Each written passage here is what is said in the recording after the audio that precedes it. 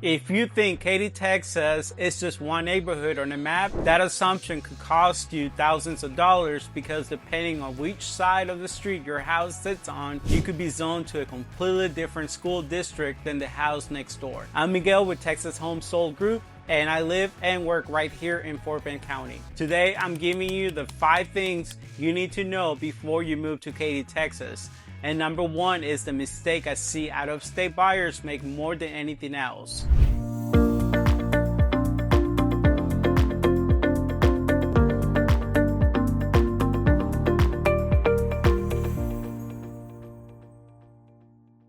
Hey everybody, it's Miguel Gutierrez. Welcome back to Living in Houston, Texas. I'm a realtor here in Houston with DXP Realty and Texas Homes Sold Group. And on this channel, you're going to find everything you need to know about the greater Houston area, whether that's moving here, living here, things to do, or real estate. If you want to keep seeing content like this, be sure to subscribe to our channel. Give this video a like and hit the notification bell so you're notified every time we release new content. So let's dive into today's topic, the 5 things you need to know before moving to Katy, Texas. Let's start with the one that catches almost every out-of-state buyer completely off guard. When people say Katy, Texas, they picture one city, one place on the map, but here's the reality. Katy actually spans 3 different counties: Harris County, Fort Bend County, and Waller County. And this matters more than most people realize. 2 homes can both be listed as Katy, Texas, have the same zip code, even be in the same general neighborhood, and they can be in completely different tax jurisdictions, different school districts, and served by different city services entirely. The zip code does not tell the whole story, the exact address does. This is one of the biggest mistakes I see out-of-state buyers make. They search for homes in Katy, they fall in love with the price point and a community, and they do not realize until much later that they're actually in a different county than they thought, with different property tax rates and different school zoning than they assumed. This is exactly why working with someone who is local matters. You need someone who can pull up a specific address and tell you exactly which county you're in, exactly which school district serves that home, and exactly what your property tax rate is going to be. Do not assume.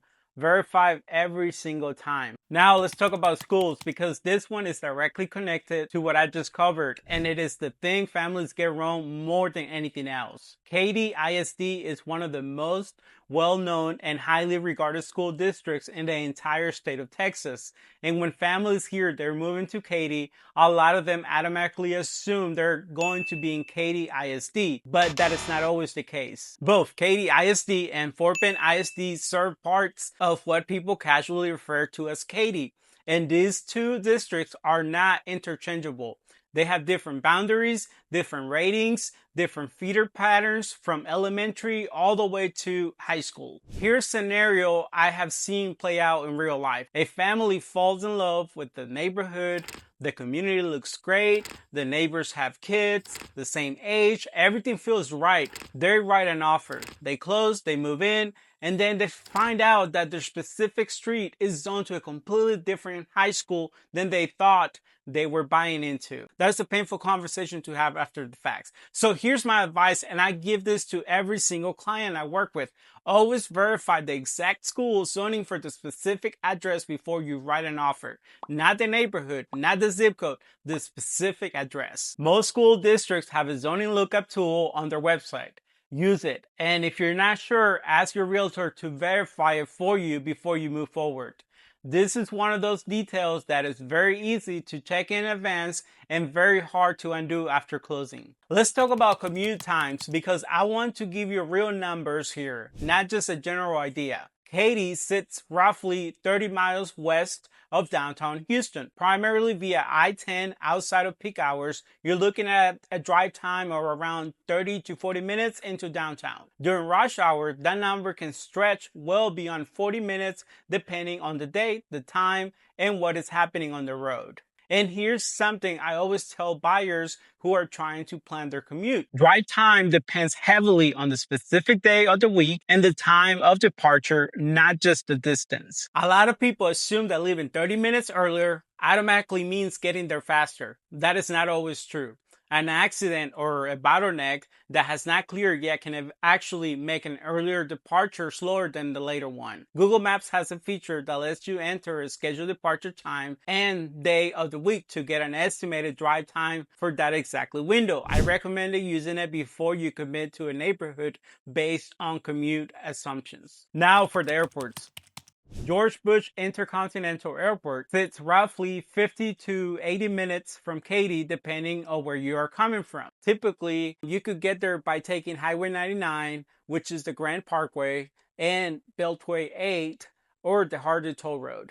William Hobby Airport, which is HOU, is roughly 45 to 60 minutes from Katy, about 40 to 50 miles, typically reached via I-10 East into 610 South or Highway 59 into 610. As for the roads you will actually use every day, it depends on which side of Katy you land in. The Westpark Tollway serves the southern side, including areas like Cinco Ranch and Cane Island. Highway 99, the Grand Parkway, runs north to south through Katy and connects to nearly every other major highway in the region. And I-10 runs east to west as the primary route into downtown Houston and the Energy Corridor. One more thing worth mentioning, HOV or hot lanes are available on I-10 for commuters who carpool or are willing to pay the toll. If you are commuting into Houston regularly, those lanes can meaningfully cut your travel time during peak hours, and they're worth knowing about before you decide where to plant your routes. Let's talk about cost of living, because this is the one thing that surprises people the most when they actually dig into the real numbers. Katy's overall cost of living score sits at 96.9, which puts it about 3.1% below the US average. So nationally speaking, Katy is actually an affordable place to live. That said, it comes in about 2.9%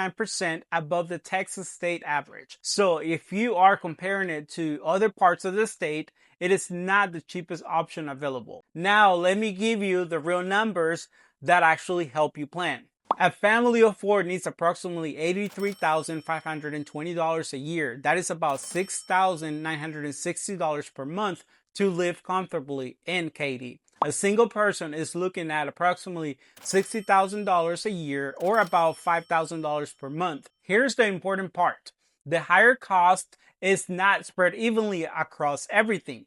It is concentrated in one specific category, and that is housing. The typical home price in Katy sits around $435,500. A two-bedroom rental averages approximately $1,790 per month. Those numbers run above both the Texas average and the national average. But groceries, utilities, and most other day-to-day expenses run close to or even below the national average. So the picture is not that Katy is expensive across the board, it is that Katy is expensive specifically in housing, while the rest of your day-to-day budget is actually quite reasonable by comparison. The way I frame it for clients is this: coming to Katy knowing that housing is where you will spend more. Plan for that. Budget for it. And understand that once you're accounting for housing, the rest of the cost of living here is generally manageable and in many categories favorable. Here's something I tell every single client relocating to Katy.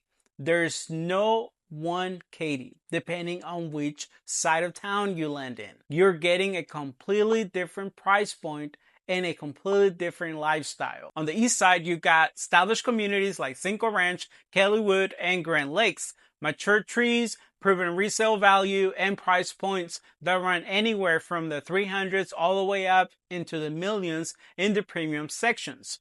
This is where you go if you want a neighborhood that's already built out, established, and has a long track record behind it. Head northwest and you are in Elyson and Sunterra territory. This is new construction country. Elyson gives you resort style amenities, miles of trails, and pricing that starts more accessible in the 300s and climbs from there.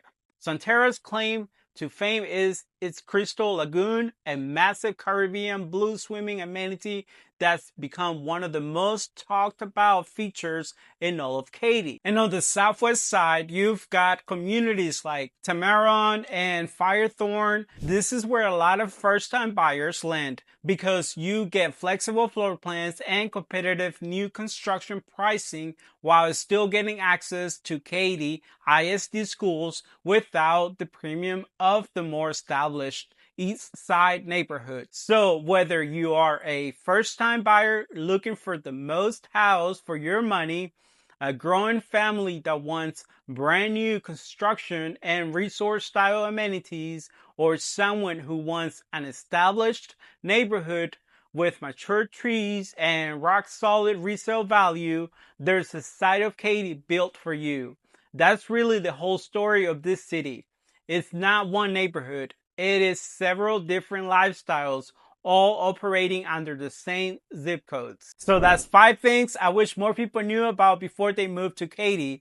The counties, the schools, the real commute, what your money actually buys here, and why there is a whole different Katy waiting on every side of town. If any of this has you thinking about a move to Katy, Fulshire, Richmond, or anywhere else in Fort Bend County, don't just sit on it. Call or text the number on your screen or head to our website down in the description to book a consultation.